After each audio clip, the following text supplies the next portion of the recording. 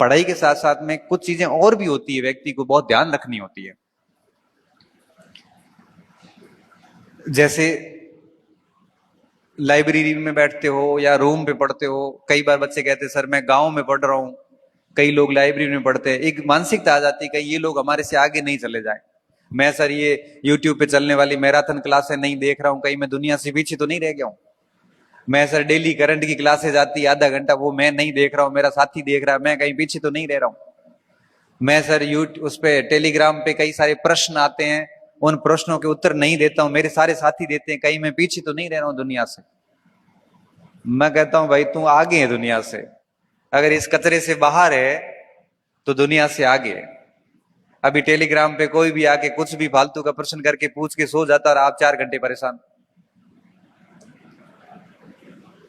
और जनरली मनुष्य की प्रवृत्ति क्या होती है, प्रश्न वो वही पूछता है जो उसको आ नहीं रहा है और उसको कहीं मिल नहीं रहा है, वो पूछ लो।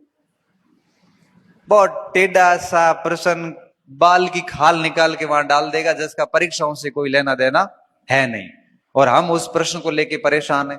परेशान इस बात को लेके है कि आपकी सामग्री से सवाल नहीं आया, परेशान इस बात को लेके है कि इतना पढ़ने के बाद में भी आपको उसका उत्तर नहीं आया, जबकि उसका कोई मतलब नहीं होता। ऐसी चीजों से दूर रहें। यूट्यूब की दुनिया में जितने भी बड़े बड़े मैराथन चलते हैं, डेली करंट की क्लासेस वगैरह, मैं तो क्या इन चीजों के बड़ा खिलाफ हूं। मैं तो ये कहता हूं कि ठीक है 7 दिन में एक आधा देख लो, या फिर कोई एक आधी 2 महीने की किताब लाके पढ़ लो, मेन तो सब्जेक्ट पे काम करो।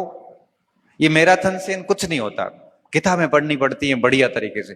कोचिंग कर रहे हो तो कम से कम कोचिंग के बढ़िया नोट्स वोट से वही रटो कम से कम। लेकिन इस यूट्यूब की, सोशल मीडिया की जो आभासी दुनिया है, ये आपका सिलेक्शन नहीं करवा सकती। ये मैं आपको लिख के दे सकता हूं। ठीक है, कोई पॉइंट समझ में नहीं आया तो आप उसकी ओर जा सकते हैं।